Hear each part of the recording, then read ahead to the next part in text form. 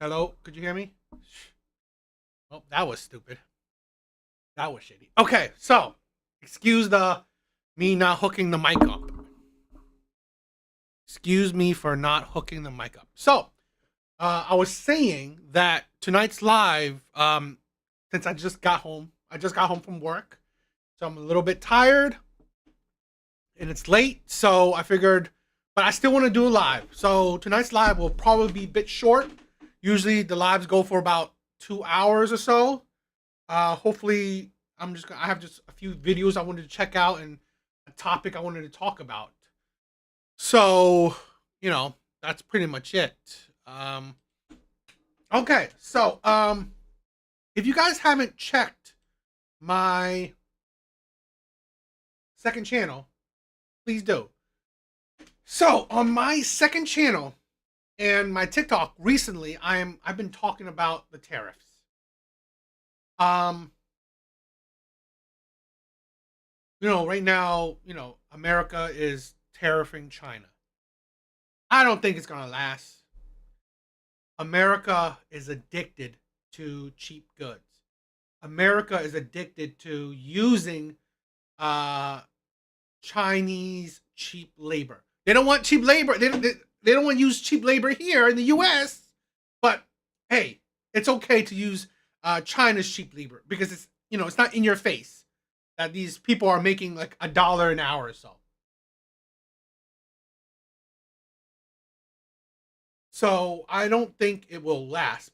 But in a lot of my recent videos, especially on my TikTok, I've said this. I would not cry if America cuts ties with China. I won't cry if America can't get cheap goods. Can't take advantage of China's cheap labor. I won't cry. I won't cry if the iPhone can't, produce or build a cheap ass iPhone that then they will sell us the same overpriced iPhone every year. I'm not gonna cry about that. I'm not gonna cry about all the small businesses that essentially don't employ nobody, but buys in bulk from China thanks to their cheap goods and cheap labor, and then mark that price up to sell to American people. I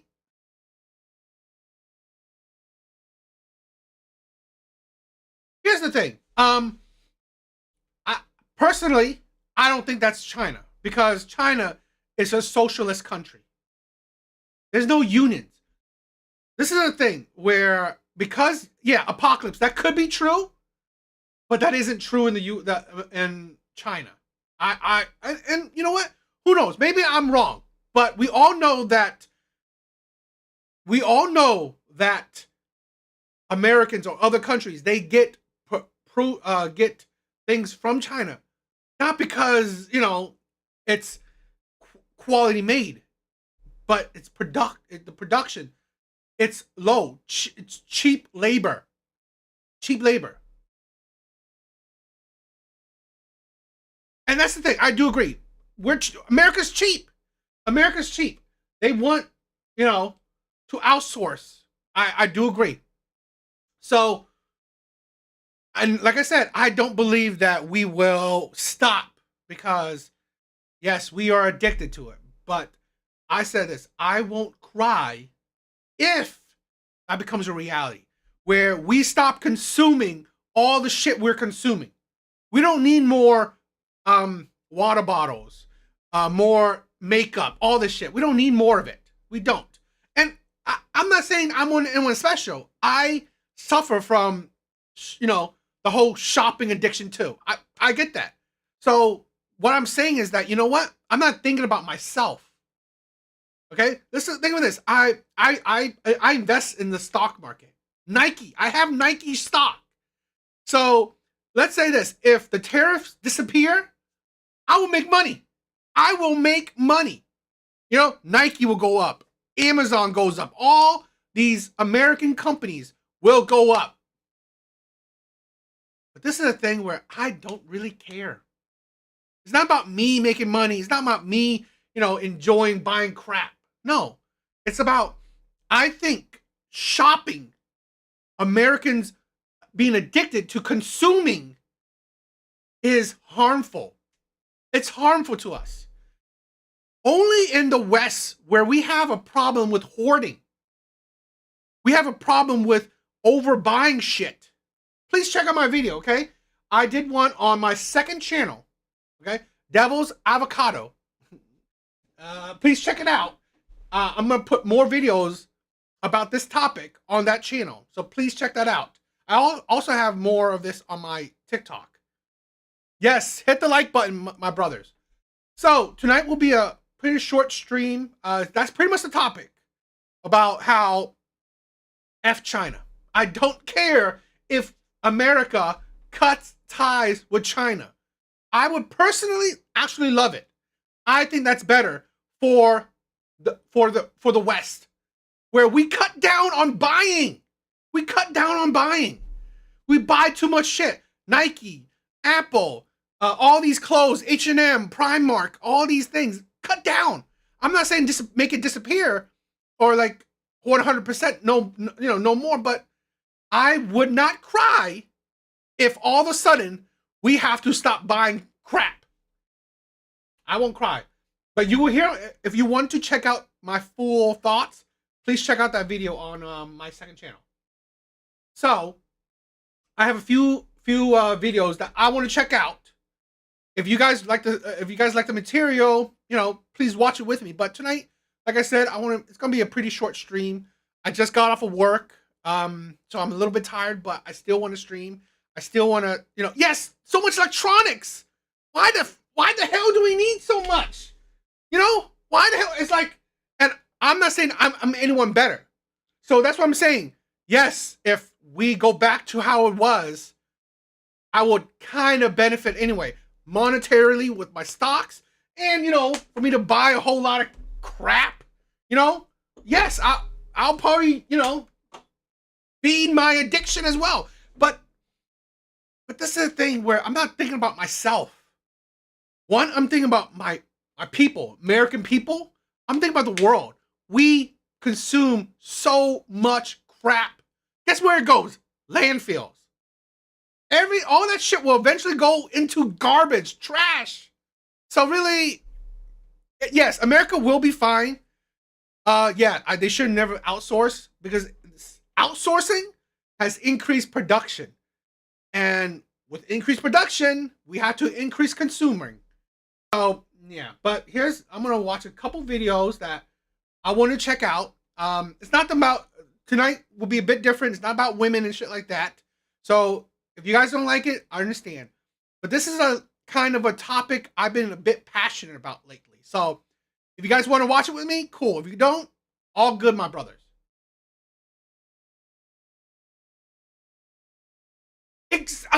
Oh my God, that's exactly true.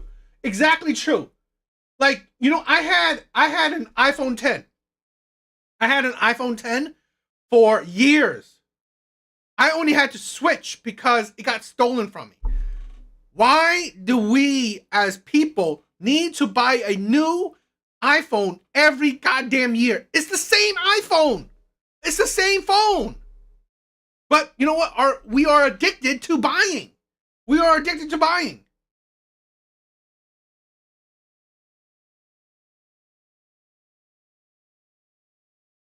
OK，大家看一下啊。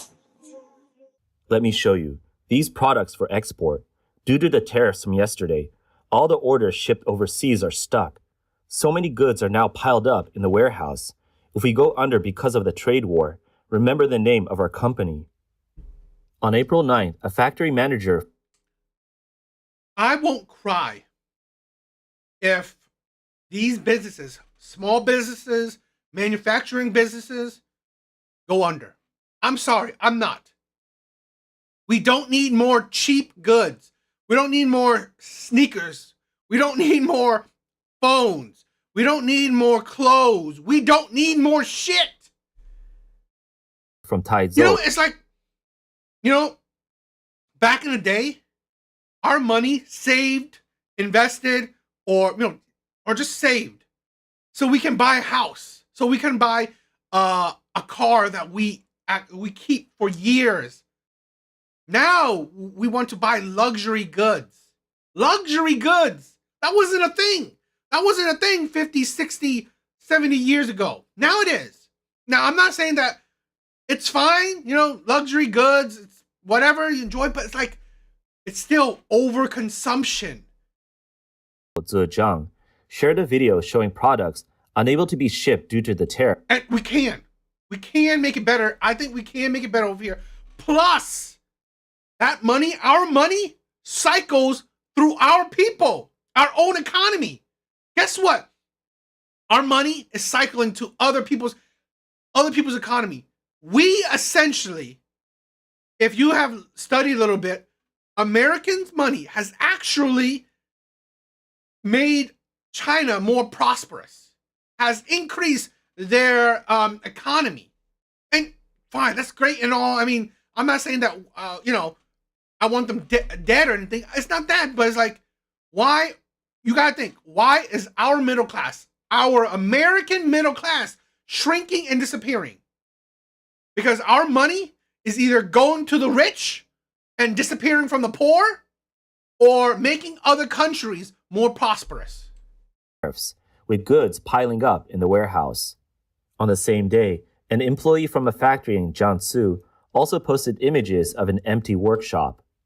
拆床，没人。 They say I'm spreading rumors. Let me show you. The factory is on break, waiting for further notice. I need to find temporary workers. Oh my God, yes. My clothes. Put it once in a washer, it shrinks. It shrinks. I gotta throw it away. There are holes in my shirt. Okay? Holes in my shirt that is just like, oh wow, that's all of a sudden there. This is the reality. Following the Chinese government's retaliatory tariff hike on April 9th, President Donald Trump announced that tariffs on Chinese goods will be raised to 125%, effective immediately. He also stated that countries which had not imposed retaliatory tariffs on the U.S. would have their tariffs suspended for 90 days, also taking effect immediately. Trump further criticized the Chinese government for showing a lack of respect towards the global market. The White House later clarified that the 90-day suspension meant U.S. tariffs on countries other than China would be reduced to a baseline rate of 10%. This move is part of Trump's latest strategy aimed specifically at countering the Chinese government. Despite widespread complaints for both domestic and international trade sectors, the Chinese government has insisted on its retaliatory stance. At the same time, it has aggressively censored reports about the real conditions in the foreign trade industry and has continued to fuel anti-American sentiment at home. Although many related videos have been swiftly removed, some Chinese social media users have continued to post images and footage showing the hardships faced by factories amid the trade war. On April 9th, one content creator posted a video showing a mountain of goods stuck in storage. He said that as the China-US trade war intensified and a 125% tariff was imposed on exports to the US, 2,000 gas stoves remained unshipped. He asked, "What are we supposed to do?" 现在情况就这样咯。 This is the situation now. Factories are shut down, production has stopped, and hundreds of people have been dismissed on the spot. Another TikToker wrote that the tariff situation You gotta think, why are factories being shut down? Are Americans the only consumer?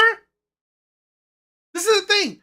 Americans are the primary consumers of the world. We consume more than we produce. We consume more shit from other countries than we actually shipped out. We're not getting paid. We are paying. We are not getting paid. We are paying. It's like you wonder why America is in debt. Guess what? One of the biggest debts women have, is consumer debt, credit card debt. So America is like a fucking fat woman, is a big old woman, right? Because we buy a whole lot of shit. We don't know how to budget. What does that sound like to me? Sounds like a woman. felt like adding insult to injury, with many industries facing... And I'm just playing, but still, that's what I'm saying. We have such a huge consumer problem. Facing severe challenges. He said, "Suddenly, machines have been turned off. The sky has collapsed. Yesterday, everything was..." You know what? That's what you would think that. You would think that China would have such a huge consumerism problem, or they would consume their own shit. But honestly, they don't. They don't. Because here's the thing. Chinese people, they make enough to survive. They make enough with a purpose to survive. They spend their money not really on luxury goods. The rich, yeah, in China, they do. But the average people in China, no, they don't care about Nike. They don't care about all these brands. They don't care about buying like 100 different sneakers. Fine, and today the boss said we're stopping. We've only been back at work for 2 months after the holidays, and now we're all going home. I heard that most factories will close after May Day. Another post mentioned that after 3 more days of work, a factory has suddenly been shut down. All employees involved in foreign trade is forced to take leave. Another video showed a factory shut down and workers being sent home with an uncertain future ahead. On April 9th, a worker in the manufacturing industry shared what they observed on the factory floor. 关税战开始了之后，我跟大家汇报一下我。 After the trade war started, let me tell you about the manufacturing situation on our side. A factory making imported audio equipment for OEM stopped its orders. A factory producing hardware stamping announced layoffs. Another factory that exports plastic products started canceling orders with plastic trading companies, and the materials they ordered are now useless. The worker noted that some industries has seen a sudden improvement, with certain imported materials benefiting unexpectedly. For example, the price of disassembled BCDG materials had increased. The worker explained that since some imported materials still had no domestic substitutes, the prices naturally rose. Those holding inventory are now holding back supply. Foreign trade orders are now beginning to pass through product manufacturers, and the effects will soon reach material suppliers and chemical factories, setting off a chain reaction across the industry. 关税最大的输家可能就是我们东莞的。 The biggest losers from the tariffs are probably the factories in Dongguan. After all, Dongguan... This is the thing where I agree with Apocalypse. Why? Why are they suffering? My what is it? My theory. My theory is that, and I've been to Asia. They're not heavy consumers. They're not heavy consumers. The Asian, and I only been to Vietnam. Okay, so I haven't been to China, but I'm assuming they're pretty similar. They are not heavy consumers. Honestly, Asian people are very minimalistic. Asian people, I mean, straight out from Asia, straight from Asia, they're very minimalistic. They're very minimalistic. This is the thing where, what I've, from family and stuff like this, what they want is a house and a car. The best car you can get, the nicest car you can get, the nicest house you can get. Everything else is not that big of a deal. That's what I seen, and I'm assuming why, honestly, these products that Chinese are producing, they don't use themselves. is known as the world's factory. There are 14,000 local enterprises, and 60% of them rely on foreign trade and exports. We don't export ourselves, but just think about it. If these companies can't ship their goods out, their upstream and downstream orders are bound to collapse. There's a Taiwanese-funded factory near us that originally gave us just 1 day off for the Qingming Festival, but now they're extending it to 5. The real issue is this. To survive, these companies have to shift to domestic sales. But that means they're now competing with small factories like ours that already focus on domestic markets. So now everyone's caught up in this intense struggle. It really feels like we're being dragged under. While the worker did not oppose China's countermeasures, they criticized those who constantly advocate online for whatever it takes or fighting back, saying such people may not realize they are the ones bearing the cost. Social media users expressed concern with comments like, "I don't know how many people will lose their jobs. It's really worrying." No problem. The unemployment rate won't be reported, so it'll stay at 0. In Dongguan, it's getting harder for ride-hailing and food. And you know the thing that's funny? Because China is a socialist country, they report whatever they want to report. You cannot trust any numbers that come out of China. You can't. China will report whatever the number they want to report, whatever they think looks good. Delivery drivers. In 6 months, many business owners may join them. China expert Yue Shan. That's what I believe too. I believe Asian people, Chinese people particularly, they're not showing off wealth. They're not showing off wealth. Said the trade war's impact on China could lead to a broader societal crisis. Unemployment had already been rising in recent years. This year, a record 12.2 million university graduates are entering the job market, alongside many farmers who have lost their land and now need jobs. The trade war could push even employed factory workers into unemployment. In addition, many factory owners, previously part of the middle... Let me say this. I sympathize for, if it happens, the unemployment or the destruction of factories. But guess what? America has suffered from it. Our industry, our factories, our industrial manufacturing wiped out. Guess where it went? To China. That is why now we don't have the infrastructure. We had it.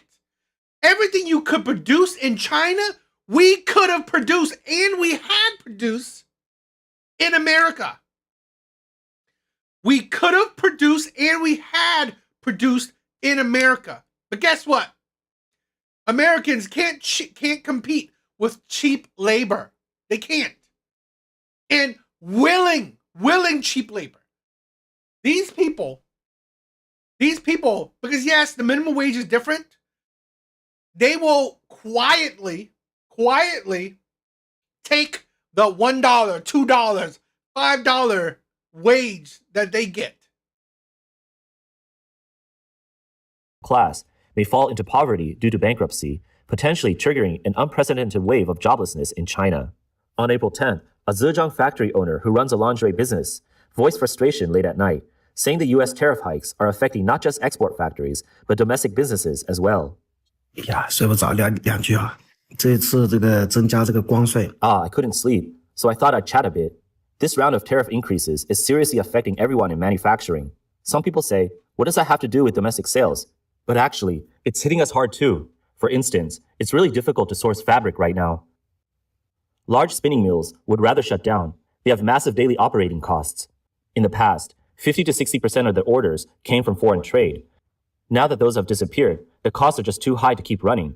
The same goes for dyeing factories. Many of the big ones have stopped operations too. So really, don't you think this is having a major impact on us? On April 9th, a factory owner shared that several of his peers, after losing their foreign trade business, plan to shift to domestic sales. However, he questioned how they could survive in an already struggling market, saying, if they join the competition now, when things are already this difficult, we'll all just end up dragging each other down. What kind of future can this environment possibly have? He emphasized that this issue affects everyone, not just those directly involved in trade. He advised people to manage their finances carefully and spend cautiously, warning that in just a couple of weeks, everyone could begin to feel the impact. That same day, everything we're hearing right now, everything, right, this video is talking about, happened to the U.S., let's say 70, 80 years ago. All this shit, everything you're hearing, that's what happened to America. That is why our industry, our manufacturing industry died. That is why there are cities in the U.S. that pretty much died. Detroit, I don't know, these other places. Okay, there are ghost cities because our manufacturing died and went to China. A financial content creator in Nanjing posted a video claiming that foreign trade factories in Jiangsu could collapse as a result of the U.S. tariff hike. Today, I met with a client in the textile export business. The raw materials had just arrived in the morning, and production was about to start, but by noon, they were hit with news of a 104% tariff. As a result, all the orders were canceled, and the factory immediately announced a shutdown. Sure, we also imposed an 84% tariff on the US, and that did boost morale, right? But after the slogans fade, has anyone really thought about what comes next? The most immediate impact is that many export-focused factories will have to cut production, lay off workers, and a lot of people could lose their jobs. To survive, these export-oriented factories will need to shift to domestic sales. But doesn't that mean the factories already doing domestic business will be dragged into even fiercer competition? In the end, we all get caught up in it, and you can't expect the domestic market to absorb all that excess capacity. On April 9th, a TikToker working in finance in Xiamen shared her thoughts on the US raising tariffs. 首先我是做财务的，前2天我就问了。First, I work in finance. A couple of days ago, I asked our export clients how the tariffs were affecting them.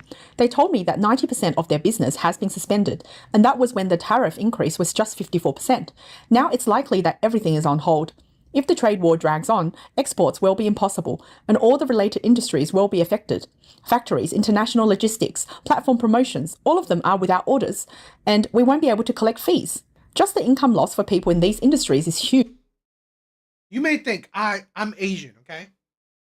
That I would support the Chinese, this and the thing.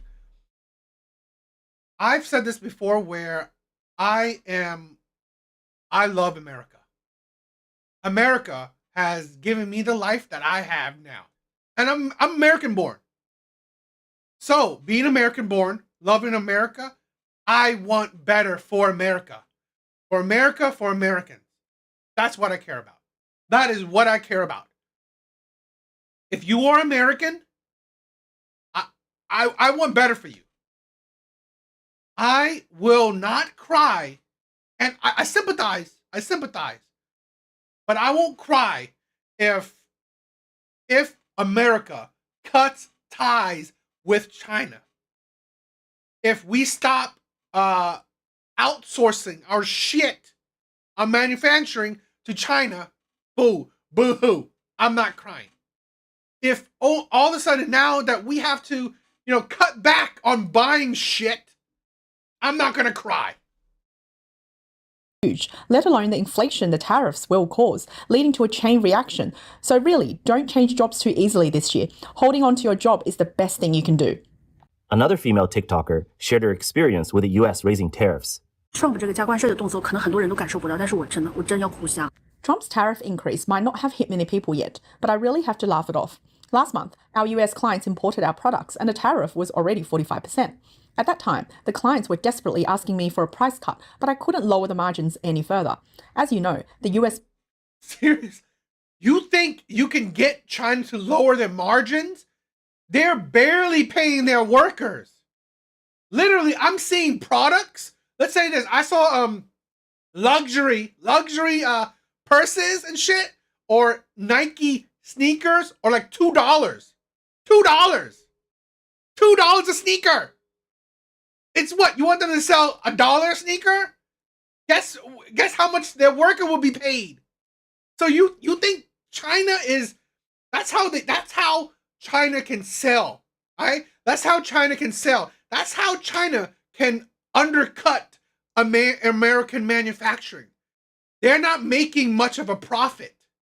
How do China subconvent? I mean, how do China live? Because Chinese, they're fine with making enough.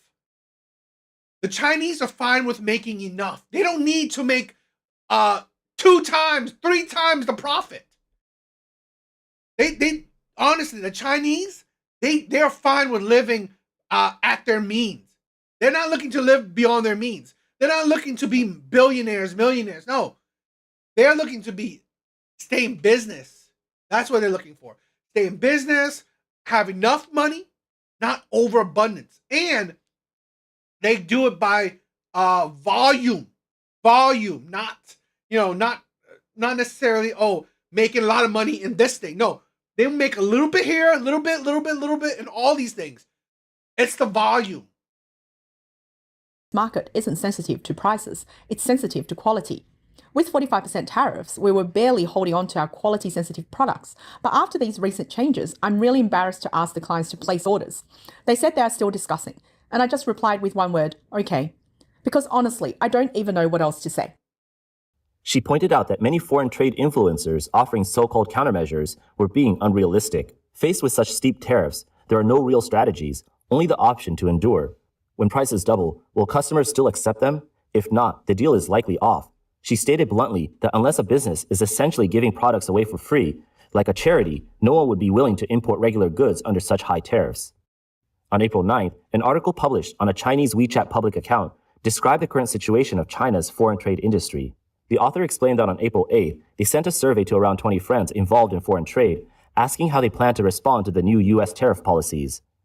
The responses showed that about half were either taking a wait-and-see approach or had already stopped production. A quarter planned to raise prices, while another quarter were preparing to give up on the U.S. market entirely. Only 10% believed the impact would be short-term and minimal. Most business owners were pessimistic. Half said the situation was serious but survivable, while the other half said it was severely affecting their operations, with no solution in sight. On April 9th, a content creator named Michael shared that he had just returned to China after a trip to the U.S., landing in Xiamen on the morning of March 29th. It had only been 8 or 9 days since his return, yet he was surprised by how quickly the U.S.-China tariff situation had worsened in that short time. 我其实刚刚从美国回来，我从美国回来是应该是3月29号，就中国时间3月29号一早落地的厦门。 This year, we actually anticipated there might be tariff issues, so I took my team to the U.S. for more than 10 days and also visited Canada for a few days in anticipation of the tariffs. But I didn't expect them to be this high. Plus, now the tax rates between the two countries are so high. Will there be decoupling? Honestly, I'm really quite scared myself. Michael said that ever since the new tariff... I hope. I honestly do hope. I mean, here's my I said this already. My personal opinion, it won't happen. The U.S. needs China's cheap labor. We are addicted to buying, to consuming. China needs America's money. As much as China can send shit to other countries, America makes up most of their imports, makes most of their GDP.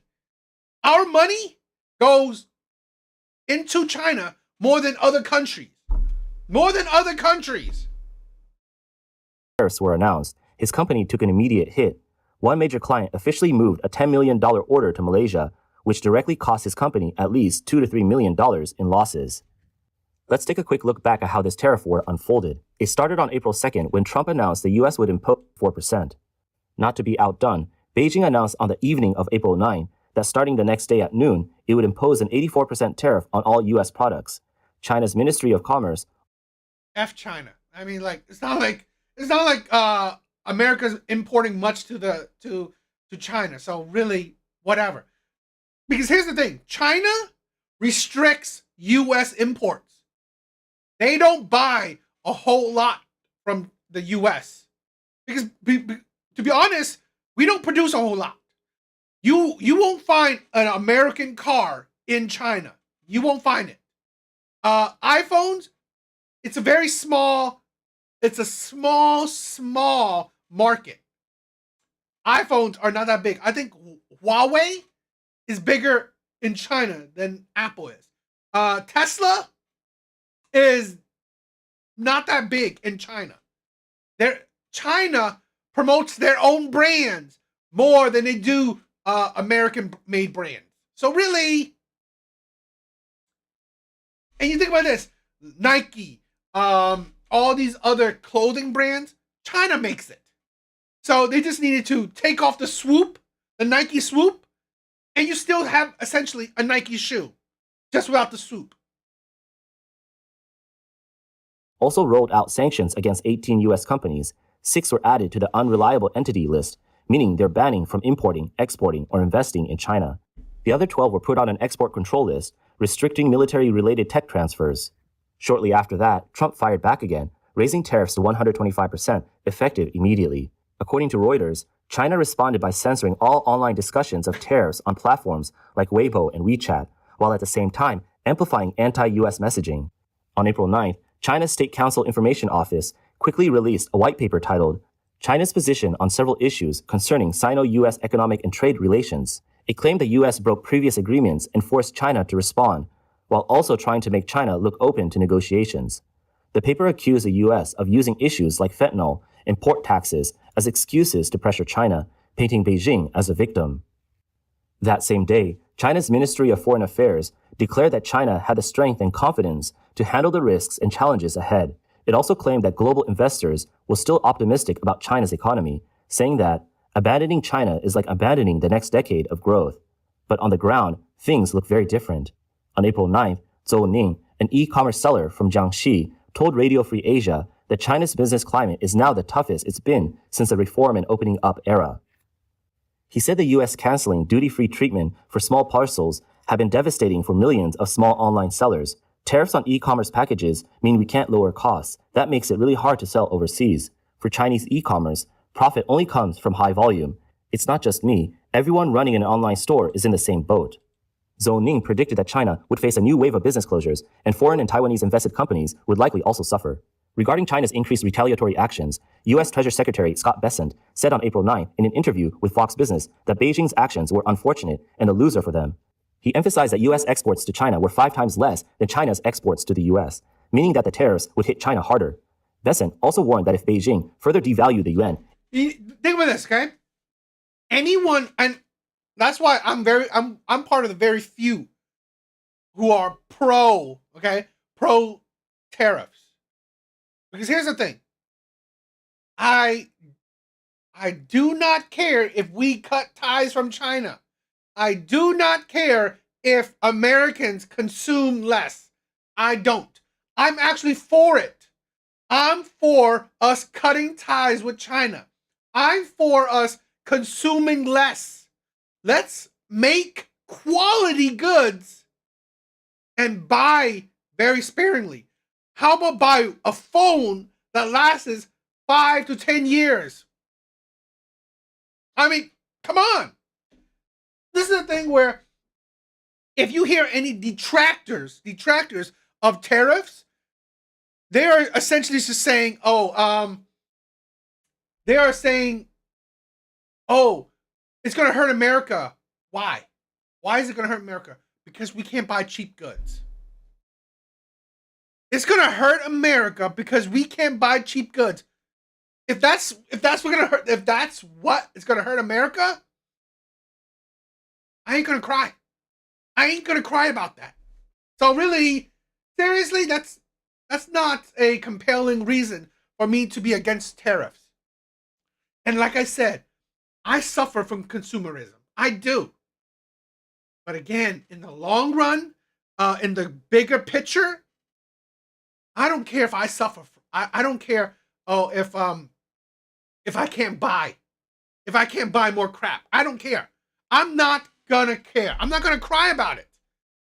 I think it's better for the West, for Americans, to buy less, to consume less.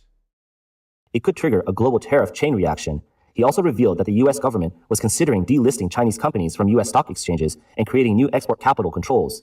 The global tariff push initiated by the U.S. has quickly escalated into a full-blown trade war between the U.S. and China, with the whole world watching closely. According to the White House, around 70 countries have already reached out proactively to start trade negotiations. On April 8th, European Commissioner President Ursula von der Leyen spoke with Chinese Premier Li Qiang, urging Beijing to resolve the tariff control through dialogue. They also discussed setting up a mechanism to track how Chinese goods, redirected by U.S. tariffs, might start flooding European markets instead. Li Tianbao, an honorary professor at Niagara University's School of Business, said that when the U.S. first imposed tariffs on Canada and Mexico, many people weren't sure what the real target was, but just a few days later, it became obvious. China was a real focus, and everything else was just a lead-up. Observers also noted that on April 8th and 9th, Beijing held a rare high-level Central Peripheral Work Conference with Xi Jinping personally presiding. Political commentator Li Yanyi said that although the meeting's content wasn't made public, it clearly came in response to the mounting pressure from the escalating trade war. The Chinese leadership had expected global support when it pushed back against the U.S., but instead found itself isolated. Even Southeast Asian countries didn't rally behind it, leaving China increasingly surrounded and alone. China analyst Wang He pointed out that China's industrial overcapacity has become a major concern for the global market. Many countries are suffering under the weight of cheap Chinese exports and are unlikely to unite with Beijing. Plus, no economy can afford to break ties with a massive U.S. market. An article published that same day in The Economist described China's approach as a high-stakes gamble. According to the article, Beijing is betting on time, expecting that as U.S. tariffs drive up consumer prices and strain jobs, Trump will eventually be forced back to the negotiating table. But The Economist warned that China's own supply chains could buckle before the U.S. does. This is a gamble with real costs. Ye Yaoyuan. We'll see. I don't know. But we'll see. Let's check out. I have a couple of videos that I want to watch. It's about all this stuff with China, so I want to watch it. If you guys don't want to, totally understandable. Like I said, tonight's stream will be a bit different than usual. It's not about women. It's not about that shit. It's about, what's our economy, what's going on, and this topic I kind of have a passion with. We are polluting the world with a whole lot of crap. Whole lot of crap. This is the thing. This is kind of a weird story. I mean, not much of a story, but it's just made me think more. So I wear some flip flops. Okay. I had these flip flops for couple years now, but they're a little bit dirty, but they're wearable. They're not they're not like torn up and shit like that.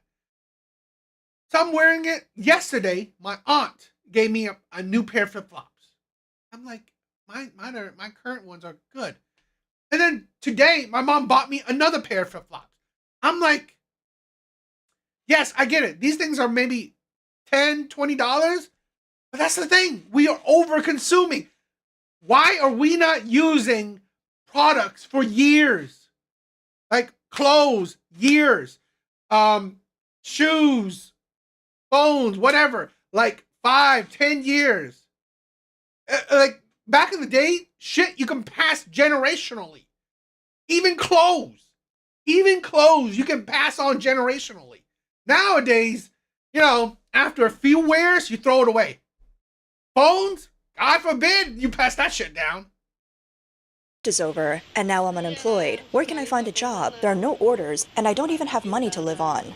Right now, with the tariff war going on, many people in China are losing their jobs. Even business owners aren't spared. Recently, everyone's talking about the increase in U.S. tariffs. For us in the textile industry, this is really a huge blow. A lot of our clients have either stopped placing orders or canceled them altogether. Things were already bad before, and now it's even more uncertain. With the intense competition going on everywhere, where can small and medium-sized businesses like us go? We have so much production capacity, but we can't sell overseas. If we try to sell in the domestic market, we're crushed by competition. It's like having too many eggs. They go bad before anyone eats them. On April 10th, the U.S. raised tariffs on Chinese goods to 145%. The new rate took effect immediately. One day earlier, on April 9th, President Trump announced an additional 125% reciprocal tariff on Chinese imports.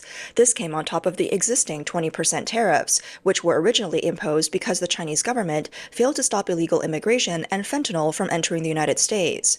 So, which industries in China are being affected? According to the Peterson Institute for International Economics, the biggest impact will be on China's major exports to the U.S. This includes electronics, machinery, textiles, and garments. An article by a top Wall Street analyst says that Chinese companies exporting medical supplies are also taking a hit.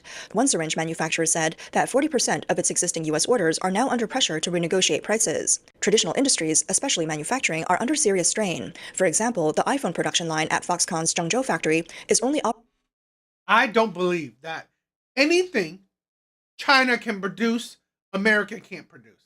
I don't believe it. They can produce it at a cheaper cost. They can produce it at not caring of the environment. Okay, I can agree to that. China don't care if they destroy their environment to produce rare earth materials. They don't care. So China don't care if they pay their workers $1 an hour. They don't care. So yes, I can agree with that. But honestly, there's nothing that China can make the US can't make or haven't made themselves. They just do it at a cheaper cost and at a lack of care for the environment. Operating at 70%. Meanwhile, the factory in Vietnam is running at 92%. Reuters reported that the manager of a Christmas tree factory in Jinhua, Zhejiang said, "So far this year, we haven't received any orders from American customers." Christmas tree factory! A Christmas tree factory!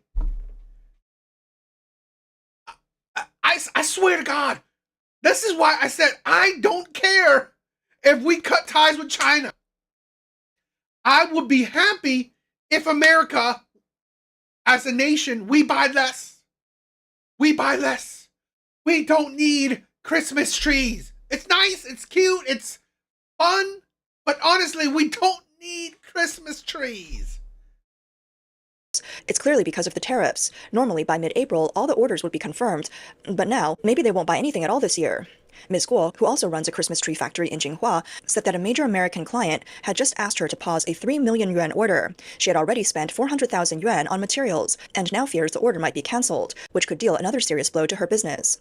Ms. Guo said, "People like me and my peers depend on U.S. orders to survive. These steep tariffs from the U.S. are going to affect a lot of people, and no one can escape it. Losing the U.S. market will definitely cost a lot of people their jobs." According to a Caixin report on April 10th, nearly half the cargo ships docked at the Yangshan and Waigaoqiao ports in Shanghai on April 7th and 8th were headed to the U.S. Many of them had rushed over from the U.S. hoping to load up and head back before the new tariffs kicked in. But after Trump's announcement on April 9th, raising the tariffs to 125%, there were almost no ships heading to the U.S. at Shanghai's port on the next day. The containers that didn't make it out in time are now stuck at the port. They're just sitting in the container yards, waiting for the owners to either pick them up or figure out what to do with them. A worker from Costco Shipping at Yangshan at the container yard outside Yangshan Island is already piling up with these stranded shipments. Many owners are now going through the process of withdrawing their goods from customs. Air freight is also facing serious challenges. A shipping agent admitted that no one is even asking about regular air cargo anymore. And this is just what we're seeing right now. On April 9th, Song Guocheng, director of the Center for International Relations at National Chengchi University in Taiwan, said that Trump's tariffs are turning into a head-to-head trade battle between the U.S. and China. It's not just a tariff issue anymore. It's a direct economic showdown. He said the U.S. is fully prepared to cut ties with the Chinese Communist Party. The tariff rate has been steadily rising and could even reach 200%. According to him, I hope so. Controversially, I hope so. Fuck it. Cut ties. Yes, increase to 1,000%. There's no limit to how high Trump could raise tariffs on China. He said if things reach that... But like I said, I don't think it's going to happen. I think we will make a deal. One of us will buckle because, like I said, we are hungry to buy cheap goods, and China wants to sell us cheap goods. At that point, the U.S. might just block all Chinese products altogether. He even gave it a name, the tariff, to eliminate the CCP. The trade war has turned into a hand-to-hand combat, or what some people call a Trump tsunami. If Trump really takes action, he estimates that in 2025, China's GDP growth could fall by 1.5 to 2 percentage points. In that case, there's no chance for an economic recovery. China's economy would keep shrinking, and there doesn't seem to be any room left for trade negotiations. That's why the Chinese government is saying it's like mutual destruction. If one goes down, both will fall together. What Song described as a full and hard decoupling between China and the U.S. But what would that mean for China? Here's the thing. Would it be a mutual destruction? Like I said, our GDP, our economy is not dependent on China. Our consumption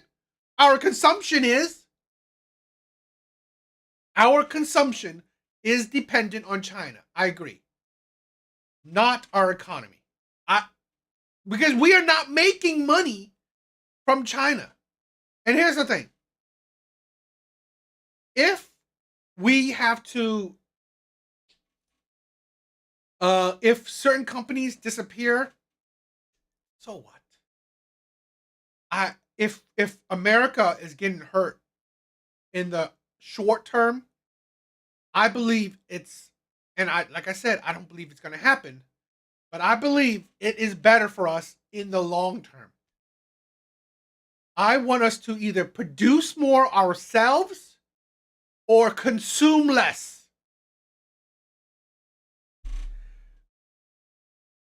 Be more dependent on ourselves or consume a whole lot fucking less.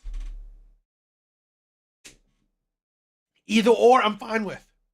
Without access to the U.S. market, China has no economy to rely on. Song said the global economy is being split in two. The U.S. wants to build a supply chain without China.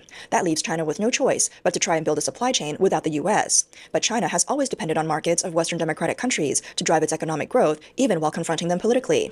Now, China faces a big problem. All the goods it used to ship to the U.S., along with all the excess capacity sitting inside the country, now have to find a new market. But no country in the world has the buying power the U.S. does. So Trump has... That's what I said. There is no country on this earth that has more of a shopping addiction than the U.S. To be honest, I can't predict the future. I'm not an economist. I'm not like, a fortune teller. But again, I think it is better for us as Americans to detangle ourselves from China. I think it's better for us to not be so addicted to buying. We don't need a new iPhone every year. Move to block what's called country of origin laundering through third world countries. That means countries like Vietnam and Indonesia, which used to help China relabel exports, may now turn away from China and start negotiating. Oh, and you think that, okay, big companies, Nike, Apple, all these other companies would disappear? I don't think so.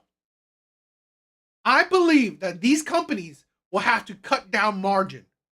Oh, the millionaires and billionaires are not getting millions in their paycheck. Whoop-de-doo. They can't buy a fucking yacht. Okay, I'm not crying about that either. I'm not crying that Apple CEO can't buy a yacht. I'm not crying that Nike CEO can't buy a mansion. I'm not. Yes, the people who work for them will be affected, be laid off. But here's the thing. I invest in stocks. So even if this shit didn't happen, if a company wants it, they will still lay off their employees. A little while ago, okay? Maybe a year or so ago, Facebook laid off hundreds, if not thousands of people to improve their balance sheet.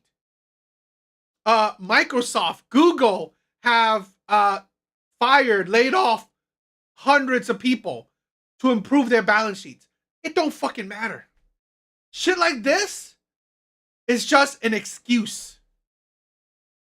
Directly with the U.S. Goldman Sachs said the impact of U.S. tariffs isn't always straightforward. In some cases, China is the main or only supplier of certain products, so it's hard for the U.S. to find replacements. China has set a target of about 5% GDP growth this year, but the latest U.S. tariff could knock that down by around 2.4 percentage points. Goldman Sachs now expects China's growth to hit 4.5% and says there's still a risk it could fall lower. The BBC Chinese service quoted Oxford Economics chief economist Lou Zhihui, who warned that in the worst-case scenario, China could lose up to 3 percentage points of GDP if all trade between the U.S. and China disappears. Capital Economics also analyzed the situation. If these tariffs continue, China's exports to the U.S. could shrink by more than half over the next few years. That alone could cut China's GDP growth by 1 to 1.5 percentage points. An economist from Societe Generale said that Trump's latest tariffs could cause most of China's exports to the U.S. to vanish. The scale of these tariffs is so massive that neither exporters nor consumers can handle them, and currency devaluation won't be enough to offset the impact. Some experts believe that if the U.S. and China go through with a full decoupling, China could face 8 major crises. First, China could lose $500 billion in exports to the United States. According to customs data from Beijing, Chinese goods sold to the U.S. last year totaled over $500 billion, which made up 16.4% of China's total exports. Second, many Chinese companies might use this opportunity to completely move their operations overseas. But Trump's new global tariffs are aimed specifically at stopping Chinese companies. Yo, why? What's up, my bro? Did you already eat and walk, Odin? How was work, my brother? From using third countries to disguise the origin of their products. Future trade talks with other countries will likely include even more restrictions on Chinese goods. I'm gonna have a short stream tonight. Won't go on that long, so just did. Okay. For Chinese businesses, this could be devastating and leave no way out. Third, China has had serious overcapacity issues. Now, with the U.S. setting up trade barriers, all that excess production will have to be redirected to other countries. But many countries are already complaining about China dumping cheap goods into their markets, and they're likely to respond with their own countermeasures. This will... Other countries don't have as big of a shopping addiction like America. And this is the thing. China is trying to like poison other countries' brains so they can be shopping addicted. Okay, cool, bro. Will only make China's economic situation worse. The Wall Street Journal previously reported that economists believe Trump's massive tariffs on China could trigger new problems for the global economy. Around $400 billion worth of Chinese goods would need to find new markets, but it will be hard for other countries to absorb the volume of products that once went to the U.S. This could intensify what economists call the China shock in those countries. The report noted that in 2023, 1/5 of the imported steel products in the U.S. came from China. More than 1/4 of the imported electronics came from China. 1/3 of all shoes and 3/4 of all toys the U.S. steel products, we could produce it ourselves. We just don't want to because it's cheaper to get it from China. Do we need more electronics? Do we need more fucking shoes? I mean, yes, the toys, fine, but we don't need that either. Like, yes, I suffer from over consumerism, but I don't mind the pain. I want Americans to change their mindset. I had to look at this, right? A few years ago, I was suffering paycheck to paycheck because I was buying crap constantly. I was constantly buying shit. Constantly. Every week, every month. Something from Amazon, something from eBay, something. I'm constantly buying shit. And then I was wondering, where's all my money going? I'm living paycheck to paycheck. I have no savings. There was negative in my bank account. To only like had to realize that I was fucking I was drowning in buying shit. Needless shit. Yes, it's nice, geeky shit, but it comes to a point where I was filling the hole that's in my soul, my body, my heart, with the addiction of buying. You get that adrenaline. We probably all know it. That dopamine effect of getting a package, right? Getting a package, buying shit. But that joy ends really quickly. So we have to continue to do it. So I came to realize that I stopped. I cut down my buying drastically. But I was still affected because I bought a whole lot of shit. Whole lot of clothes, whole lot of toys, whole lot of geeky shit. So really, you think that I was continuing? No, I stopped buying quite a long time ago. But this is the problem with a lot of Americans. We love to buy. And then we wonder why. Why are we living paycheck to paycheck? Because we are over consuming. Back in the day, luxury goods wasn't that important. Luxury goods wasn't that important. People saved. The main thing that they want to buy is a home and a car. That is it. All these other things, they don't mind buying once in a blue moon. They will wear a shirt, pants, shoes for years. What they saved money for was a home and a car. Now we are over consuming. We need multiple cars. We need the biggest home. We need so much clothes, so much toys, so much shoes. We are drowning in buying shit. Yes, I mean, that's the thing where I cut back drastically on buying. And I just realized that, why am I doing this shit? It's like the emptiness, bling, bling, like, yes, the jewelry, it's like, come on. Imported were from China, and 91% of umbrellas the US bought came from China. China's surging umbrellas! Can we not make umbrellas ourselves? Exports in recent years have already raised tensions between China and other major economies. If Chinese exporters start redirecting goods meant for the US to other countries, those tensions could grow even worse. Since Trump began the trade war in 2018, countries around the world have launched nearly 500 anti-dumping investigations and rulings against Chinese products. Economists are warning that this is creating a domino effect where trade wars escalate quickly. As countries launch retaliatory measures and set up more trade barriers, even more nations may get dragged in. Michael Pettis, a finance professor at Peking University who studies global trade, said the real explosion hasn't even started yet. The fourth major crisis is that Chinese goods originally meant for export to the US may now flood the domestic market. This will only worsen the situation inside China. The country is already facing deflation, and if these goods can't be sold at home, businesses will go bankrupt. Eventually, no one will want to spend money, people will tighten their belts, and it will spiral into a vicious economic cycle. Fifth, global supply chains could completely move out of China. If that happens, China would no longer be the world's manufacturing powerhouse. I hope it does. I hope it does. Again, America can manufacture their own shit. They just don't want to. Yes, it's cheaper to outsource your shit. Americans can manufacture everything themselves.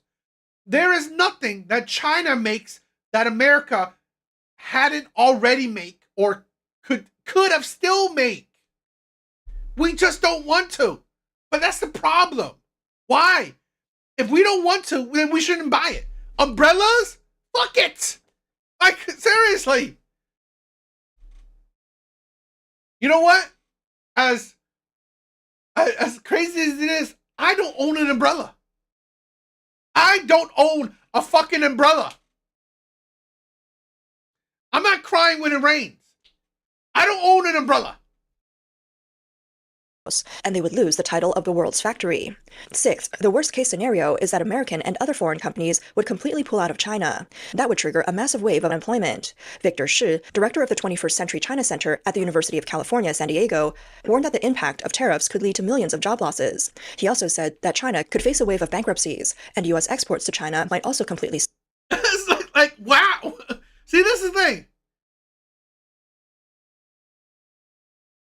Why said he doesn't own an umbrella too? It's like, I get it.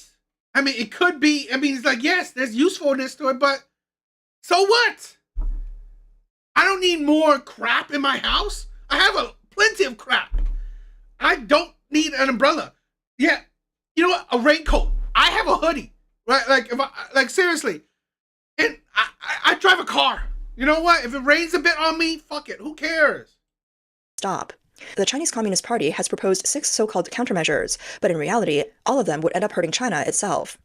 The CCP-backed WeChat account Neo Tanqin posted on April 8th that China is ready to hit back at the U.S. with at least 6 countermeasures. First, China may sharply raise tariffs on U.S. agricultural goods like soybeans and sorghum. Second, it could ban U.S. poultry imports. Third, it might suspend cooperation with the U.S. on fentanyl. Fourth, it could take action in the services trade sector, like restricting U.S. firms from taking part in government procurement or working in legal consulting. Fifth, it may block American movies from entering the Chinese market. Sixth, it plans to investigate how much U.S. companies earn from intellectual property in China. But Trump already had responses to the first and second moves during his first term. He gave subsidies to American farmers and businesses that were affected. In the end, these measures didn't hurt the U.S. They actually ended up hurting Chinese consumers more. As for suspending fentanyl cooperation, that might just anger the American public and push them to support Trump even more. This could lead to even tougher U.S. policies against the CCP. And the idea of retaliating against American companies in China or investigating them is also seen as a bad move because it would only speed up the departure of foreign companies from China. These countermeasures would likely push up prices inside China and hurt everyday consumers. At the same time, they would make decoupling between the U.S. and China even worse. The 8th risk is that beyond tariffs, the U.S. might launch a financial war against China. The U.S. still has a lot of tools it hasn't used yet. The United States holds a major advantage when it comes to advanced technology, so it could block China from accessing key tech, turning the conflict into a tech war. The U.S. also has the U.S. dollar, a globally accepted currency, which gives strength in a financial war. Plus, the... I love that. I love that you are putting money into like an old American car. An old American car. I love that. I really do. That's amazing, my brother. The U.S. has powerful allies. When combined with democracies like those in Europe, Japan, Australia, and South Korea, these economies make up over half of the global economy. Taiwanese media reported that Fubon Securities chairman Chen Yiguang said it's likely the trade war will turn into a tech war first. The report also said that the U.S.-China tariff war won't just affect these two countries. The impact on global trade will be widespread, and it won't end anytime soon. On April 9th, the Director General of the World Trade Organization warned that the U.S.-China tariff war could slash trade between the two countries by 80%. A Nigerian economist and Director General of the World Trade Organization said that since trade between the U.S. and China makes up about 3% of global trade, this conflict could seriously damage the world's economic outlook. A person posting under the name Laogan TV commented that China is basically challenging the entire world and might end up being the last country to switch off the lights. Foreign trade is collapsing. Can real estate prices even stay stable? Are we still worth anything? If every country has to follow the U.S. just to survive and raise tariffs on China, it will be like 1952, when writer Eileen Chang was at least able to escape to Hong Kong, but now we don't even have anywhere to run. Whether it's property or meat, everything is just rotting in the pot. One state media commentary warned that giving up too quickly without resistance means having no leverage at the negotiation table. If there's no pushback, the US can take whatever it wants. But once any reaction is labeled as surrender, then fighting to the end becomes the only option. Another commenter, named a newcomer, said that with tariffs raised so high, there's not much room left to go further. The US might put down the stick and pick up a brick, meaning they might start delisting Chinese companies from US stock markets. Tariffs were just the first move. The US still has many more cards to play. Delisting would be far more damaging than even a 1,000% tariff. Tariffs hurt regular people, but delisting directly hits China's elite. So, does the Chinese Communist Party still have any breathing room? Writer Yang Cheng-o wrote on social media that in this round of high tariff warfare, the only one with no chance of survival is the CCP. If the US pressures other countries to stop China from using third countries to hide the origin of its goods, and if it demands high tariffs on both finished and semi-finished Chinese products, then China would have to fight a separate tariff war with every country. Could be completely wiped out, what he described as losing everything in one bet. At a time when the domestic economy is already suffering from multiple problems, and after 10 years of aggressive wolf warrior diplomacy that has offended countries all over the world, if the US pushes China into a corner, no country is likely to come to its defense. If the US asks others to impose high tariffs on Chinese goods, most will comply. If the whole world starts isolating the CCP, China's exports would vanish and its foreign trade. I wouldn't mind. I'm a big supporter of us just cutting ties with China. I'm a big supporter of it. So really, I'm not gonna cry about it. I really ain't. So, and that's the thing. I'm a geek, but I'm not a car geek. So I've always thought it would be cool if I was able to build or fix my own car. I'm not that. I can't do it, or I don't have the drive to do it. But I commend you. Why? Big commending that you could do it. I mean, seems like you're a car nerd. Our factory has never been this bleak before. It's hard to get orders, and even the workshop and... This is the last video. Thank you for, joining this, stopping by the stream. I know it's a bit different. I wanted to watch these videos because I've been really, the last couple days this week, I've been really passionate on this topic because, like I said, I would not cry if America cut ties with China. I would not cry if America cuts down on our consumerism. I won't cry. And in all honesty, I would support it too. So, all the crap that you hear from why tariffs are bad, not a single reasoning makes sense. Not a single reasoning I agree with. Why are we supporting slave labor, cheap labor to buy, other countries' products? We don't need to consume more. We actually need to consume less.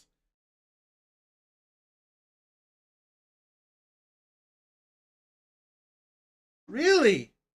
Oh, that's cool. Did you work for Ford? Server rooms have stopped production. Other factories that mainly export to the US are in an even worse situation. For our factory, to keep the employees, the boss is desperately selling off inventory, hoping that more customers from Yiwu International Trade City can help us. Well, still cool that you know how to work on a vehicle. I wish, I don't know. I kind of do, but I kind of don't. I never had the passion. It looks really cool. I've seen plenty of people online fix and maintain cars. It looks cool. I don't know. I just don't. I've never been a car person anyway. There's no like. I don't have a favorite car. I don't have a desire for cars, but I definitely love people who love cars. I think that's really cool. Okay, that's cool. Why? You are such a manly man. You are such a manly man. You work on a fishing boat. You are a grease monkey, bro. You are a typical man. with orders. So the pressure from the inventory will definitely fall on us salespeople. Trump's drastic move will only force Chinese businesses to explore other markets like Europe, South America, and the Middle East. Production has stopped. Earlier, some followers were asking about whether the U.S. tariff reduction affects us. As you know, we mainly do business with the U.S., and that's 90% of our income. As of yesterday, the U.S. tariff has increased to 104%, and the direct impact on us is that all export business to the U.S. has stopped. Even original equipment manufacturing clients told us to stop production. All the goods at the port need to be returned, and the losses are incalculable. With the U.S. increasing tariffs on Chinese goods by 104%, the garment trade might collapse directly. I know that feeling. And I think that's cool. Being a jack of all trade, commendable. Factory orders are plummeting. Machines are idle. Workers are unemployed. Accepting orders means losing money. Not accepting them means waiting to go bankrupt. Caught between a rock and a hard place. Foreign trade is shifting to domestic sales, but the already intense competition in domestic garment market will only get worse, and prices will be cut to the extreme. The profit margin on a piece of clothing may be thinner than paper. Textile factories, fabric factories, garment factories, wholesale garment stalls, clothing stores, every part of the industry is being dragged into a price war. What about the consumers? In the short term, clothes will be cheaper, but the fabric might be worse, and the fit might not be right. After a few wears... Thank you, bro. Thank you. Thank you. I'm so happy to find people that either share some of my opinions or can embrace my opinions. I love that. They'll lose shape, and you'll feel like you wasted your money and lost trust. In the long term... This is why I do consider all of you guys who have, stopped by my channel as brothers. I honestly feel you guys as friends. If there's no profit in the clothing industry, other industries will be the same. Thank you. Thank you, why? Factories and companies with no profit will have to shut down. More people will lose their jobs, and fewer people will have income. Money will be harder to earn, and fewer people will be able to spend. Nobody will buy clothes, cars, or other things. What can we do? The workshop is now full of foreign goods, and we still don't know if they'll be shipped out or if the other side will even accept them. This is the situation right now. The factory has stopped production, and over 100 people are laid off on the spot. All U.S. orders have been stopped today. We don't understand how these tariff increases and reductions will affect us, but it's clear that many people can't continue their business. The streets are emptier, and many people have lost their jobs. The first to be affected are the workers, with no foreign trade. Although I sympathize, I don't sympathize that completely. Because I said this already. Guess what? Everything you're hearing, that happened to America. That happened. China destroyed American manufacturing. Laid-offs, firings, the disappearing of American manufacturing. Guess what? China didn't care. So honestly, yes, as the small people, the people at the bottom, it's sad. But thank you, bro. Thank you. Enjoy yours too. Enjoy yours, why? Thank you for stopping by, my brother. It's just how it happens. Orders, the factory can't run, and the first ones to be laid off are the workers. You might earn 2,000 yuan this month. Then all good, my brother. I always love it when you stop by. 1,000 yuan the next, and the month after that, you'll pack up and go home because there's no work. It's just that simple and that real. Guys, let's just lie down and watch. These street vendors are all business owners. The trade war is real, and it's already impacting the economy. What effect does the tariff have on ordinary people? 首先我是做财务的，前两天我就问了。First, I work in finance. A couple of days ago, I asked our export clients how the tariffs were affecting them. They told me that 90% of their business has been suspended. Especially to the U.S. market. According to 2024 data, Guangdong accounts for 20.8% of the total national import and export volume, showing its leading role in foreign trade. 中美关税互相反制。 The US-China tariff battle is a huge blow to Guangdong.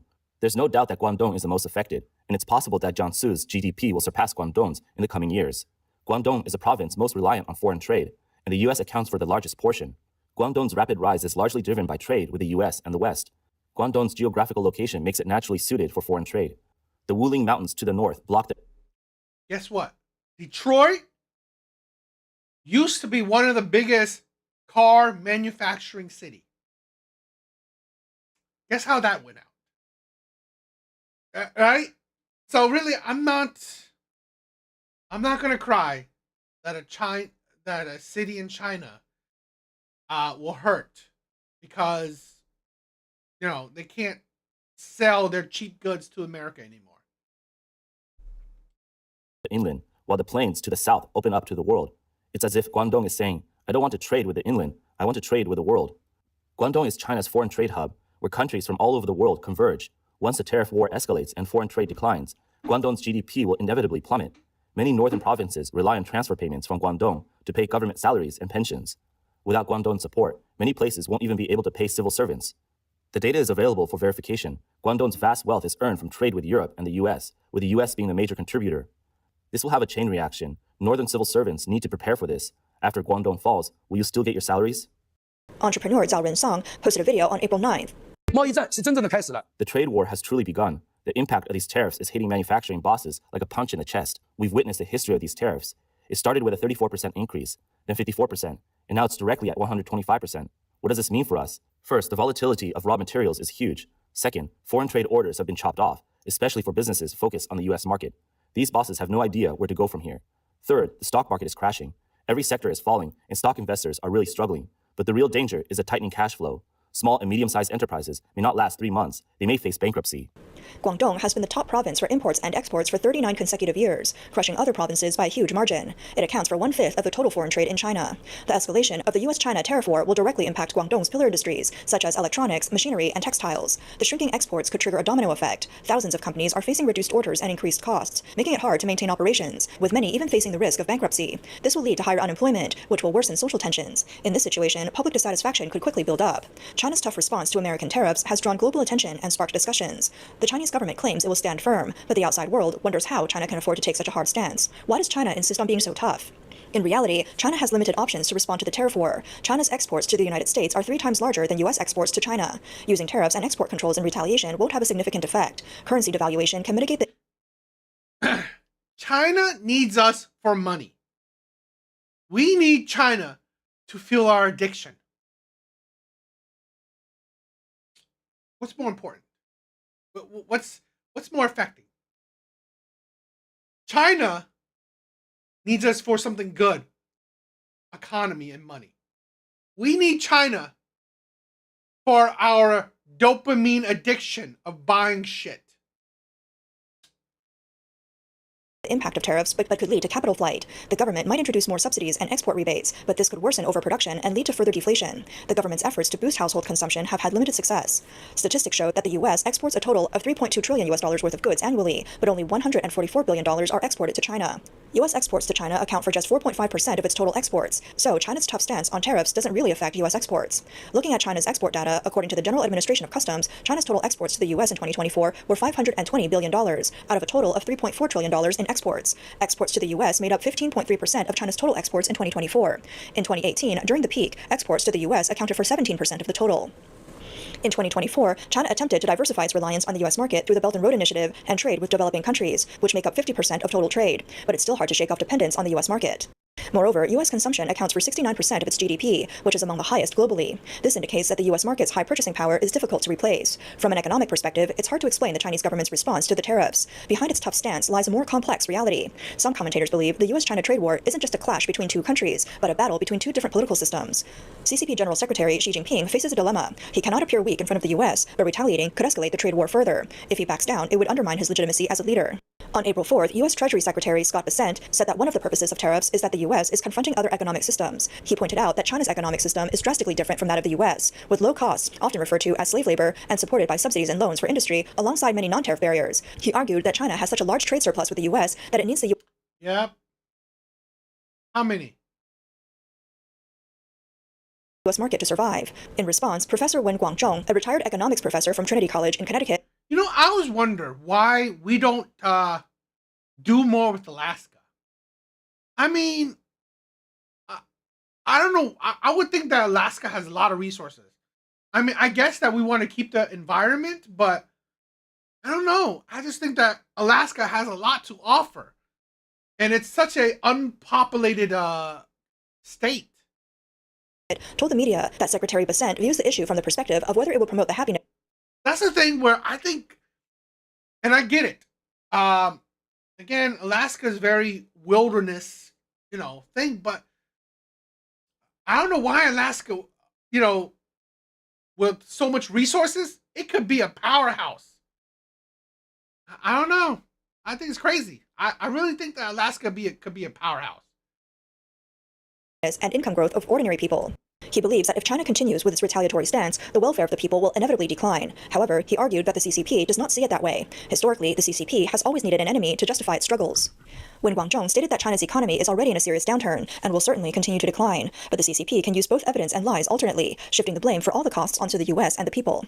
He explained that the lies come in the form of stirring up nationalism and claiming that the economic difficulties are caused by US imperialism. If people still resist, the CCP will resort to violence. It will blame economic stagnation, unemployment, income reductions, factory closures, and more on the US, and demand that the people bear the burden of national hardship. So from this perspective, it's unrealistic to think that the CCP will immediately surrender because of the US tariffs. Wen Guangzhong also pointed out that Xi Jinping... Yeah, I mean, like mining, oil, wood production, I think Alaska has a lot to offer. We just don't tap into it. We don't tap into it because why bother? Why bother? We could just export everything. We could just import all the shit. I mean, we could just import all the stuff. And it's like, this is, like I said, this is why I don't mind if we cut ties with China, with other countries that honestly aren't benefiting us. Especially not benefiting us in a good way. I think when America was great was when we depended on ourselves. Xi Jinping's personal leadership position is a key factor. He believes Xi is unlikely to compromise. If Xi were to compromise, he would lose his credibility domestically, and people would start thinking about replacing him. Whether he might privately compromise in the future is another matter, but for now, it's definitely not an option. Wen Guangzhong finally emphasized that this approach has been consistent in CCP leadership since the time of Mao Zedong. He hinted that during Mao's time, external conflicts such as the Korean War were used to consolidate power, and Xi Jinping might be inclined to maintain a confrontational stance to secure his position at home. The outside world has mocked the CCP's resistance to the United States, arguing that the CCP believes the Chinese people can endure everything, even living off tree bark. On April 8th, Taipei City Councilor Miao Boya harshly criticized the CCP's tough stance in the US-China trade war. She mocked that the CCP dares to take on the US not because of its strength, but because it relies on the strategic endurance of the Chinese people, who are so exploited that they could survive on tree bark. She pointed out that CCP leaders like Wang Qishan had shamelessly boasted to the West that Chinese people can endure all suffering, suggesting that such servility is the CCP's secret weapon in opposing the US. Miao Boya blasted this logic, exposing the CCP's cold disregard for the people, using the public as sacrifices to maintain its regime. She argued that Xi Jinping's stance is self-deceptive. Since Trump's first term, the CCP has claimed that it was prepared to decouple from the US over the next 8 years, but the actual results are questionable. She said the CCP isn't afraid of an economic collapse, but believes that without elections, the people will silently swallow their suffering. Although the CCP can ease short-term impacts through subsidies and shifting markets, Miao Boya believes that long-term economic decline can weaken the CCP's regime stability, especially as public dissatisfaction accumulates. In recent days, the CCP has blocked discussions on Weibo and WeChat about public criticism of its hardline stance against the US. The CCP's People's Daily has published several articles in a row criticizing the US for its abuse of unilateral tariffs, claiming that the sky will not fall. On April 8th, the Ministry of Commerce issued a statement on its website saying that China will stand firm in its struggle.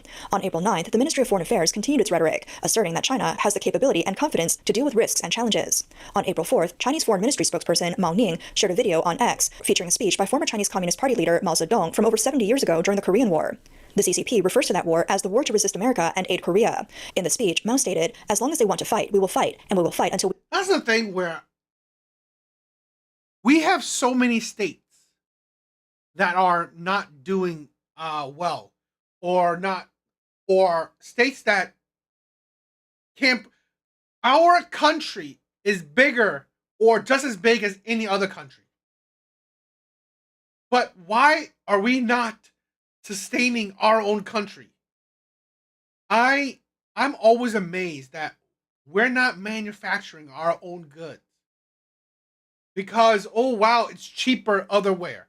It's the labor is cheaper. But why? Why is it okay that we support cheap labor in other countries, but it's not okay that we support cheap labor in the US? It's like, seriously, why not pay American workers good wages to manufacture our own shit? Why do CEOs, companies need large margins, large profits? Why are CEOs getting benefit packages of millions of dollars? It's like, I'm tired of this selfishness. I get it. Capitalism is great, but honestly, it turns into, not just making money to, live off of, to be greedy, over capitalism. It's hyper capitalism. It's disgusting. We achieve complete victory. However, there's a clear gap between such rhetoric and reality. Thousands of businesses have shut down, foreign trade has shrunk, supply chains have been disrupted, and workers are unemployed. These issues cannot be solved simply by slogans. Chinese-American economist Li Hengqing analyzed that the CCP's recent rhetoric of accompanying until the end is strikingly similar to the slogan it shouted 3 years ago about persisting in the zero-COVID policy. This decision-making system stifles anyone with new ideas, and the longer it continues, the greater the harm it causes. Li Hengqing further stated that while the Chinese people are known for their endurance, there is one thing they cannot tolerate: not having enough food.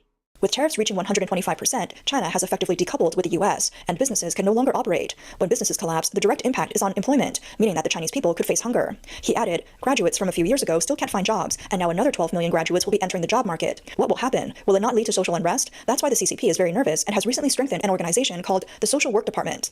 Li Hengqing explained that the new social work department is based on the grid management model used during the pandemic, aiming to control sensitive groups and eliminate problems before they grow. However, as issues continue to mount, public unrest is bound to erupt one day.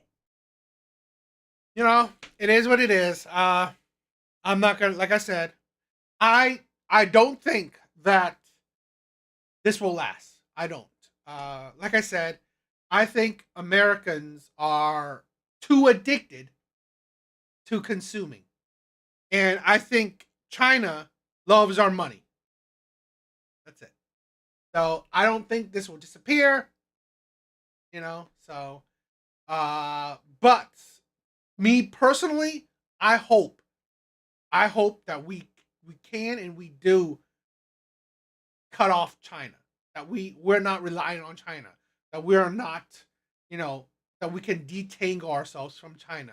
That we can, not be addicted to consumerism, materialistic. I think it's never been a good thing.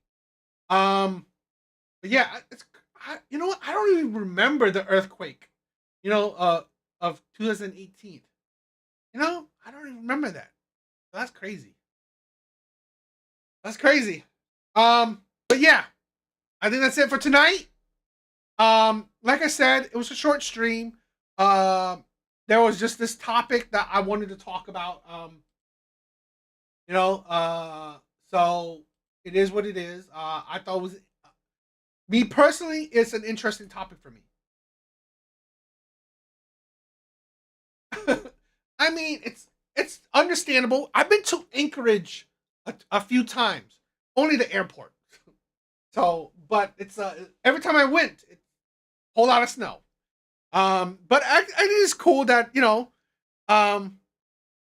Alaska is our colder Hawaii like state. Okay, so it is all good. I mean, I think it's interesting.